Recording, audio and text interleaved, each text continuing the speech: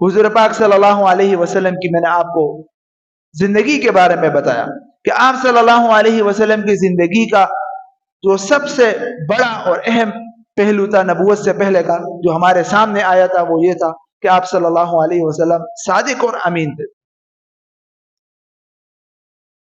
جب ہرقل کے دربار میں کچھ مسلمانوں حضرت جعفر رضی اللہ تعالی عنہ یہ حبشہ کے دربار میں حضرت جعفر رضی اللہ تعالی عنہ سے پوچھا گیا کہ حضور پاک صلی اللہ علیہ وسلم آپ کو کن چیزوں کا حکم دیتے ہیں، تو وہاں پر حضرت جعفر رضی اللہ تعالی عنہ نے جن چیزوں کا ذکر کیا اس میں یہ بھی کیا وَأَمَرَنَا ہمیں حکم دیا سچ بولنے کا. حضور پاک صلی اللہ علیہ وسلم کی ابتدائی تعلیمات میں سے سچ بولنا جو ہے وہ سب سے بنیادی طور پر ہے کہ انسان سچ بولے. آج کل ہمارے معاشرے میں یہ ایک بہت بڑی بیماری آ گئی ہے کہ ہم لوگ سچ کو چھوڑ کر جھوٹ کی طرف جا رہے ہیں. روزمرہ زندگی میں ہم عام معاملات میں جھوٹ اتنا عام ہو گیا ہے کہ آدمی کو دوسری کی بات پہ یقین ہی نہیں ہوتا. وہ تو چھوڑیں، اس سے بڑی بات یہ ہو گئی ہے کہ لوگ قسم کھاتے ہیں آپ کے سامنے اور آپ کو قسم پہ بھی یقین نہیں ہوتا. وجہ کیا ہے؟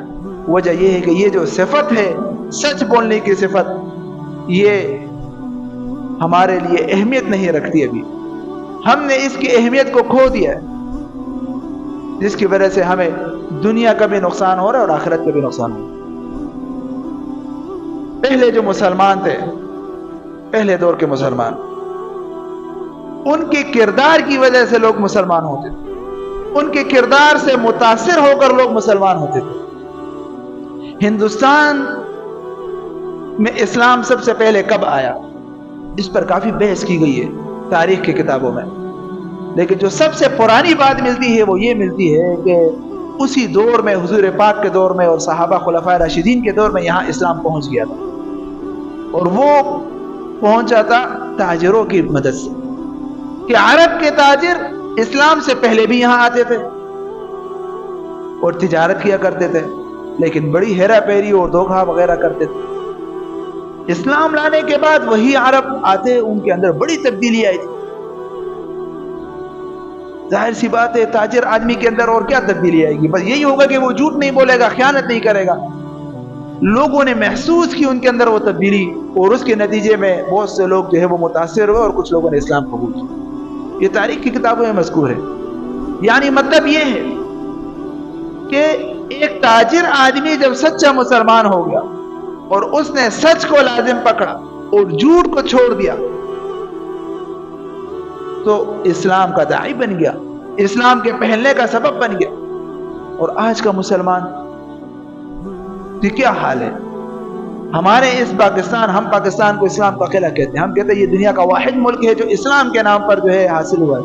ہمارے ملک کا مال جب کسی دوسرے ملک میں جاتا ہے تو وہ اس کو شک کی نگاہ سے دیکھتے ہیں، پاکستان سے آیا پہلے ذرا چیک کرو اوپر سے کیا لکھا ہوا ہے، اندر سے کیا ہوتا ہے. آپ کسی فروٹ کا کریٹ لے لیں، اوپر سے کھولیں گے تو آپ کو اوپر سے صحیح چیز ملے گی، الٹا کر کے کھولیں گے نیچے سے بھی صحیح چیز ملے گی، درمیان میں جا کے دیں گے تو آپ کو خراب چیز ملے گی. یہ خیانت ہے، جھوٹ ہے کہ آپ بتاتے کچھ ہیں اور دیتے کچھ ہیں. حضور پاک صلی اللہ علیہ وسلم کا خود جو عمل تھا، آپ صلی اللہ علیہ وسلم کو معلوم ہے اسلام سے پہلے تجارت کر چکے ہیں. وہاں پہ آپ صلی اللہ علیہ وسلم کا کیا برتاؤ ہوتا کہ جو چیز میں جو معاملہ ہوتا وہ بتا دیتے. آپ کے ساتھ جو خادم گیا تھا اس نے کہا مجھے لگ رہا تھا کہ اس سال بالکل بھی منافع نہیں ہوگا، کیونکہ آپ صلی اللہ علیہ وسلم جو چیز جیسی ہوتی ویسے بیان کر دیتے کہ یہ ایسی چیزیں خریدنا ہے تو خرید لو، نہیں خریدنا ہے تو نہیں خرید لو. حالانکہ عام طور پہ کیا ہوتا ہے کہ ہم لوگ جب کاروبار کرتے ہیں، تجارت کرتے ہیں، جو چیز میں عیب ہوتا ہے وہ ہم اسے چھپا دیتے ہیں. ہم اس کو اس انداز سے بیان کرتے ہیں کہ سامنے والے کو پتہ نہ لے گا، وہ چیز بک جائے. لیکن اسلام کی تعلیمات یہ نہیں. اسلام کہتا ہے جو چیز بھیج رہے ہو بغیر خیانت کے سچ بول کر بھیجو. پھر اس پر کتنے بڑے انعام کا اعلان کیا گیا ہے.